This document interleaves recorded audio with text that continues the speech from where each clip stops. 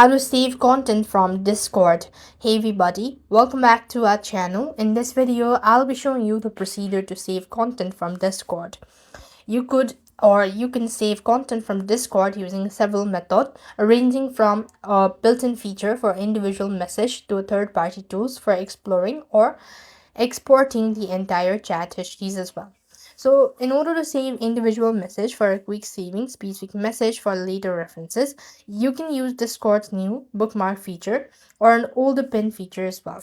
So you want to open the Discord, go to the text channel, and in order to actually save it, you could click on mark as you could go ahead and click on this bookmark icon. You could find it here.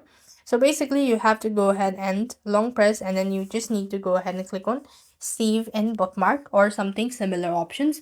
And you could also go ahead and do this thing. So you could also go and long press, and you have these save button, or you could just click on pin message and click on the yes button, and this is another way of saving your message or saving content from Discord.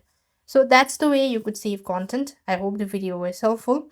Make sure to like, share, and subscribe. Thank you for watching. See you in the next video.